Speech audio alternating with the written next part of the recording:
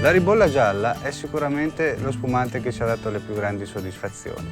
Nasce da una felice intuizione di mio padre che circa 25 anni fa considerò questa varietà come la più idonea ad essere spumantizzata qui in Friuli. Un metodo unico, qualcuno ama chiamarlo metodo Collavini, che si caratterizza per 4 fasi principali.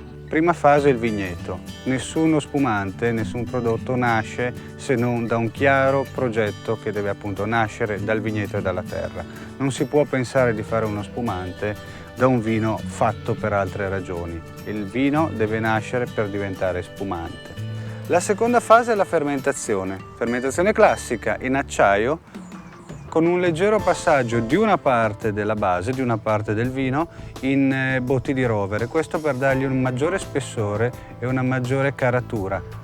Terza fase, forse la più importante, la spumantizzazione, che avviene in autoclave estesa da 200 ettolitri, per offrire una maggiore superficie di contatto tra lieviti e vino base, ma soprattutto 24 mesi di permanenza in autoclave. Un metodo e un modo di fare spumante che prima non c'era.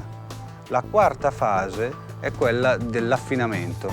Amiamo lasciare lo spumante per almeno 8 mesi in bottiglia, in ambienti bui e a temperatura controllata, in modo da far sì che lo spumante, il vino, prenda una diversa confidenza con il nuovo ambiente che è il vetro e lì possa ulteriormente affinarsi.